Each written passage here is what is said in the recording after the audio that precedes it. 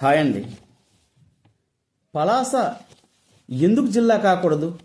లేవా పలాసకి అర్హతలు? రాష్ట్రంలో వెనుకబడిన జిల్లా శ్రీకాకుళం. అందున శ్రీకాకుళం జిల్లాలో వెనుకబడినటువంటి మండలాలుగా ఇచ్చాపురం, కవిటి, కంచెలి, సోంపేట, పలాస, పాతపట్నం, నందిగాం లాంటి, వదలకొత్తూరు లాంటి మండలాలు చాలానే ఉన్నాయి. ఇవి కాదు ఆ పలాస జిల్లాగా ఏర్పడడానికి అర్హతలు. అయ్యా మాకు ఆకలి అని చెప్పుకోవడానికి సుమారు 180 కిలోమీటర్లు.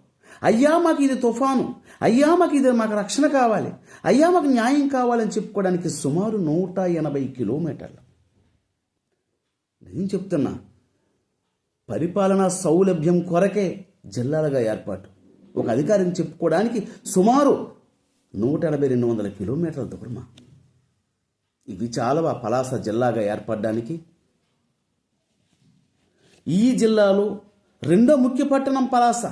ఈ జిల్లాలో రెండో అత్యధిక జనాభా పలాస, రెండో అత్యధిక ఆదాయ వనరు పలాస. సుమారు 500 చిన్న పరిశ్రమలతో జిల్లాలోనే అత్యధిక ఆదాయం సృష్టిస్తున్నటువంటి పలాస జీడిపప్పు ఈరోజు ప్రపంచానికి పరిచయం చేస్తూ ఉన్నది. ఇవి చాలవా పలాస జిల్లా ఏర్పడడానికి అర్హతలు?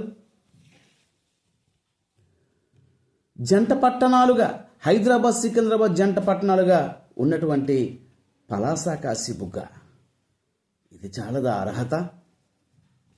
పలాస పేరుతో ఒక రైల్వే స్టేషన్, 5 ప్లాట్ఫారంతో ఉన్నటువంటి పలాస రైల్వే స్టేషన్, ఎయిర్పోర్ట్ అంటున్నారు, మూలపేట పోర్ట్ అంటున్నారు. ఇవి చాలవా అర్హతలు? చుట్టుపక్కల ప్రభుత్వ భూములు చాలానే ఉన్నాయి. ఇటు తీర ప్రాంతం, ఇటు మైదాన ప్రాంతం, అటు కొండ ప్రాంతం. ఉభయ గోదావరి జిల్లాల్లో ఉన్నటువంటి కోనసీమ లాంటి కొబ్బరి, కృష్ణా, గుంటూరు లాంటి మైదాన ప్రాంతంలో వరి, రాయలసీమ ప్రాంతంలో పండ్ల తోటల లాంటి మామిడి, పనస, కొబ్బరి, జీడి, మునగ లాంటి పండ్ల తోటలు ఈ ప్రాథమిక రంగానికి ఎంతోగానో ఉపయోగపడతాయి. అందున కొబ్బరి నిత్య పండుగ కూడా ఉంటుంది. ఇవి చాలవా పలాస జిల్లా అవడానికి అర్హతలు?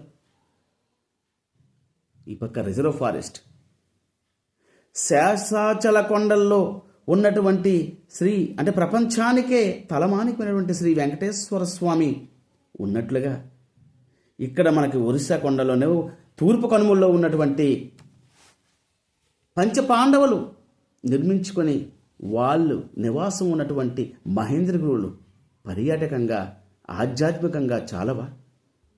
విశాఖపట్నం జిల్లా లాంటి వాటికి ఒక మణిపూసగా ఉన్నటువంటి కైలాసగిరి ఎంతటి ప్రాముఖ్యత! ఈ జంట పట్టణాలు పలాస, కాశీబుగ్గ జంట పట్టణాలకి నెమలకొండ పర్యాటక ప్రాంతంగా, ఆధ్యాత్మిక ప్రాంతంగా సరిపోదా? ఇది చాలదా పలాస జిల్లా అవడానికి? మహేంద్రతనయ, బాహుద నదుల పరిసర ప్రాంతాల్లో ఉన్నటువంటి ఇంతమంది ప్రజానీకం చాలదా ఈ పలాస జిల్లా అవడానికి?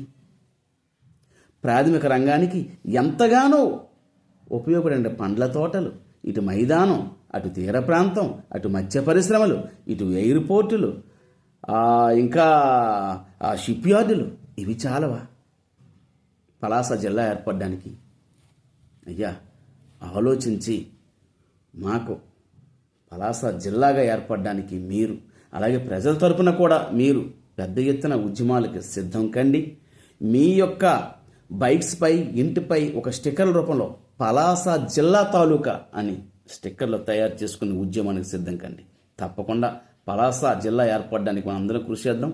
తప్పకుండా వస్తుందనే ఆశిద్దాం. జై హింద్.